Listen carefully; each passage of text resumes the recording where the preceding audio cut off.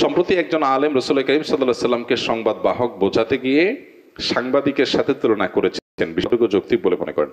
প্রথম কথা হলো যে নবী করিম সাল্লাল্লাহু আলাইহি সাল্লামের শানে, আল্লাহর শানে, দ্বীনের এ জাতীয় কোর ইস্যুগুলোতে কথা বলতে আমাদের অনেক ভেবেচিন্তে কথা বলতে হবে, অনেক দায়িত্বশীলতার পরিচয় দিতে হবে। আমি যদি মনে হয় যে অতিরিক্ত কথা বলার কারণে, অতিরিক্ত চাপ নেওয়ার কারণে আমার দ্বারায় ভুল হওয়ার সম্ভাবনা অনেক বেশি, তাহলে সেই চাপ কমাতে হবে, কারণ বিষয়টা অনেক স্পর্শকাতর।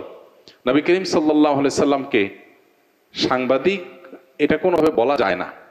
তিনি সংবাদ ওহির বাহক ছিলেন, ওহির বার্তা পৌঁছে দিয়েছেন আমাদের কাছে। তিনি রাসূলুন আমিন, তিনি নবী আল উম্মি। তাকে আল্লাহ তাআলা যে সমস্ত উপাধিতে ভূষিত করেছেন, আমরা সেই উপাধিগুলো তাকে দেব। এর বাইরে আমরা নিজেরা কোনো উপাধি যদি দেই যে উপাধিটা তার শানকে ছোট করে, তাহলে সেটা তার শানের খেলাফ, তার শানের সাথে যায় না। মানুষ হিসাবে এরকম স্লিপ অফ টাং বা মানুষ হিসাবে এরকম বলার ভুল যদি আমাদের হয়, সাথে সাথে আমাদের সেটা স্বীকার করে ইস্তিগফার করা দরকার। আমাদের কেউই আমরা ভুলের ঊর্ধ্বে না, আমাদের সবারই কম বেশি ভুল হয়। ভুল হলে সেটা কারেকশন করা উচিত এবং ভুলের রেশিও কমিয়ে আনার জন্য আমাদের খুবই দায়িত্বশীলতা এবং খুবই সচেতনতার সাথে দাওয়া পেশ করা উচিত। আল্লাহ আমাদেরকে তৌফিক দান করুন। প্রচলিত অর্থে যারা সাংবাদিক, তাদের একটা ডেফিনিশন আছে। নবী সাল্লাল্লাহু আলাইহি সাল্লামকে এই শব্দ দ্বারা যদি ভূষিত করা হয়, তাহলে নবী করিম সাল্লাল্লাহু আলাইহি সাল্লামকে এই ছাঁচে ফেলা হয় এবং একজন সাংবাদিকের মতো করে তাকে মানুষ কল্পনা করবে, ভাববে, যেটা তার শানের খেলাফ, যেটা তার শানে যায় না। তিনি যে আল্লাহর পক্ষ থেকে পাওয়া প্রাপ্ত সংবাদ বা আল্লাহর পক্ষ থেকে প্রাপ্ত ওহী মানুষের কাছে পৌঁছে দিয়েছেন, প্রচলিত অর্থে সাংবাদিকের সংবাদ পরিবেশন করার সাথে তুলনা করার মতো নয়। অতএব এটা শব্দ চয়নগত হয়তো ত্রুটি। তো এই ত্রুটিগুলো আমাদের যেন না হয় বা কমে আসে, সেজন্য সতর্ক থাকা এবং পাশাপাশি ত্রুটি হলে সাথে সাথে সেটা সংশোধন করা দরকার। তৃতীয় লিঙ্গের মানুষজন পুরুষের ন্যায় তাদেরকে মসজিদে এসে জামাতের সহিত নামাজ পড়তে দেখি না। এতে মুসলিম উম্মার দায়বদ্ধতা কি? প্রায় সমাজে তাদেরকে নিয়ে বিদ্রূপ করা হয়। প্রথম কথা হলো, আপনি যাদেরকে তৃতীয় লিঙ্গ বলছেন, তারা আসলে কি তৃতীয় লিঙ্গ নাকি সবগুলো সমকামী, অথবা তাদের অনেকে সমকামী? এটা আগে নিশ্চিত করা দরকার। কিছু মানুষ আছে যারা আসলেই আল্লাহ তাআলা তাদেরকে সৃষ্টি করেছেন এমনভাবে যে তাদের নারী বা পুরুষ হওয়ার দিকটা পরিষ্কার না। তিনি পুরুষ হওয়ার পাশাপাশি তার মধ্যে নারীত্বের কোনো সিমটম বা আলামত আছে, অথবা তার বডির স্ট্রাকচারে নারী হওয়ার পাশাপাশি পুরুষের কিছু আলামত আছে, হতে পারে, যাদেরকে আমরা হিজড়া বলি। এই হিজড়া বা তৃতীয় লিঙ্গ, এই মানুষগুলো যদি ফিজিক্যাল টেস্টের মাধ্যমে, মেডিকেল টেস্টের মাধ্যমে তারা যদি তৃতীয় লিঙ্গ বা হিজড়া প্রমাণিত হয়, তাহলে শরিয়ার নীতিমালার আলোকে তাদের ফ্যাসিলিটিস তাদেরকে দিতে হবে। রাষ্ট্র এবং সমাজের সেখানে দায়বদ্ধতা আছে এবং এক্ষেত্রে তাদেরকে যে কোণঠাসা করে রাখার প্রচেষ্টা, সেটা বন্ধ করতে হবে। এতে কোনো সন্দেহ নাই। একজন মানুষ, তিনি গায়ে গোত্রে পুরুষ, হয়তো নারীত্বের কোনো আলামত তার মধ্যে আছে, তাহলে পুরুষের সমস্ত ফ্যাসিলিটিস তিনি পাবেন। মসজিদে আসবেন, পুরুষের সাথে নামাজ পড়বেন এবং ট্রিটমেন্ট করে যদি পরিপূর্ণভাবে তার নারীত্বের যে ইস্যুগুলো আছে সেগুলো রিমুভ করে তাকে স্বাভাবিক পুরুষে পরিণত করা যায়, শরীর সেটাকে অ্যালাউ করে।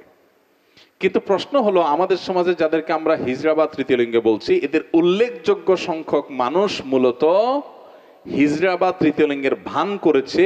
মূলত তাদের মধ্যে অনেক সমকামীরা লুকিয়ে আছে, যেটা আমাদের প্রচলিত আইনে দণ্ডনীয় অপরাধ। হিজড়া সাজলে সেটা সহজ হয়। এর আগে আপনারা পত্রপত্রিকা দেখেছেন, বিভিন্নভাবে উদ্যোগ নেওয়া হয়েছে তাদেরকে চাকরি দেওয়ার জন্য। পরবর্তীতে যখন মেডিকেল টেস্ট করা হলো, দেখা গেল একটাও হিজড়া না। এরকম অনেকগুলো ঘটনা ঘটেছে এবং পত্রপত্রিকায় এসেছে। আমি সবাইকে বলছি না, অনেকেই আছেন যারা হিজড়া, কিন্তু অনেককে ধরে ধরে হিজড়া বানানো হচ্ছে, অনেকে হিজড়া সাজতেছে। মেয়েদের মধ্যে ঢুকার জন্য হিজড়া সাজতেছে পুরুষ হয়ে, আবার ছেলে হয়ে মেয়েদের মধ্যে ঢুকার জন্য তিনি মহিলা হিজড়া, মহিলা টাইপের হিজড়া সাজতেছেন। তো এই জিনিসগুলো নতুন না, এই জিনিসগুলো অনেক পুরাতন। মেডিকেল টেস্টের এই সিস্টেমটা তুলে দেওয়ার জন্য সরকারের একটা অথরিটি আরেকটা অথরিটিকে চিঠি দিয়েছে এবং চেষ্টা করেছে। এটাও এদেশে ঘটেছে, দুর্ভাগ্যজনক। মেডিকেল টেস্টের মাধ্যমে তারা নিজেদেরকে হিজড়া প্রমাণ করার পর তাদের অধিকারগুলো দিতে সমস্যা কোথায়? কিন্তু না, মেডিকেল টেস্ট করতে দিবে না, কারণ মেডিকেল টেস্ট করলে গোমর ধরা পড়ে যাবে যে সমকামীরা এই লেবাস ধারণ করে অনেক সময় তাদের সমকামিতাকে প্রতিষ্ঠিত করছে, চালাচ্ছে। ঠিক একইভাবে যে সমস্ত মানুষগুলো সমাজে আজকে নিগৃহীত, তারা জুলুমের শিকার, তাদেরকে সমাজ কোনোভাবে অন করছে না, সেই মানুষগুলোর অধিকার আদায় করা দরকার। সেটা নিয়ে আমাদের সোচ্চার হতে হবে, কিন্তু অবশ্যই মেডিকেল টেস্টের মাধ্যমে। আমার ছেলে দীর্ঘদিন থেকে নেশায় আসক্ত, সিগারেট ও গাঁজা সেবন করে, বহু চেষ্টা করেও তাকে নেশা থেকে ফিরিয়ে আনা সম্ভব হচ্ছে না। তাই কি করলে তাকে নেশা থেকে ফিরিয়ে আনা সম্ভব হবে? অনুগ্রহ করে পরামর্শ দিলে উপকৃত হব। কোরআনে আমল জানাবেন। প্রথম কথা হলো যে সন্তানকে লালন পালন করেছেন উল্টাপাল্টা পদ্ধতিতে, শরিয়াতের যে তরবিয়া, ইসলামী যে তরবিয়া লালন পালন পদ্ধতি, সেটাকে মেনটেন করেন নাই। এখন সন্তান হয়তো খারাপ মানুষে পালায় পড়ে, খারাপ পরিবেশে পড়ে সে নষ্ট হয়ে গেছে। তো এখন শুধুমাত্র দোয়া দরুদ পড়বে না, সন্তান ঠিক হয়ে যাবে, ব্যাপারটা সেরকম না। এখন প্রথমত নিজের এই যে কৃতকর্ম, সন্তানকে বিপদগামিতার পথে ঠেলে দিয়েছেন, যেন তওবা করবেন।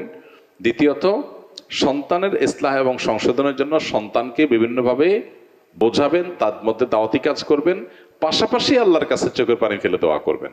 ইনশাআল্লাহ ত্রিমুখী প্রচেষ্টার মাধ্যমে সন্তানের সংশোধনই সম্ভব। এক্ষেত্রে দোয়ার ক্ষেত্রে আমি বলবো, আপনি দোয়া কবুলের যে সময়গুলো আছে, শুক্রবার আসরের পরের সময়, 5 ওয়াক্ত নামাজের পরের দৈনিক, এবং ভোর রাতে তাহাজ্জুদের সময়, এগুলো দোয়া কবুলের সময়। আরও দোয়া কবুলের বহু সময় আছে। এই সময়গুলোতে সন্তানের নাম ধরে আল্লাহর কাছে চোখের পানি ফেলে দোয়া করেন। আল্লাহ তাআলা হেদায়েতের মালিক, অসম্ভবকে সম্ভব করার মালিক।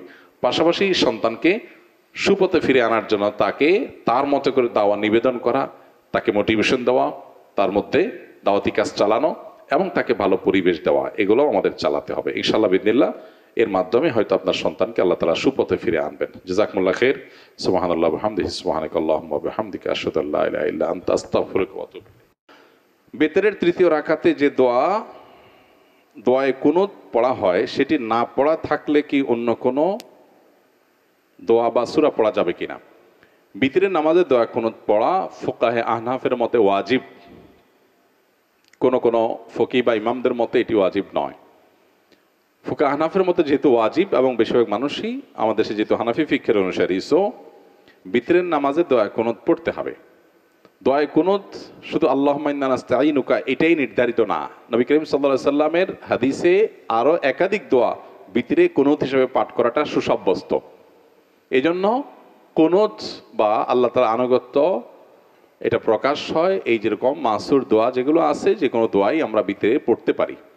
যদি কারো সেটা জানা না থাকে, কোনো দোয়া এখানে পড়ার মতো তার মুখস্থ নাই, তাহলে সে দোয়ায় কুনুত শেখার আগ পর্যন্ত মুখস্থ করতে থাকবে।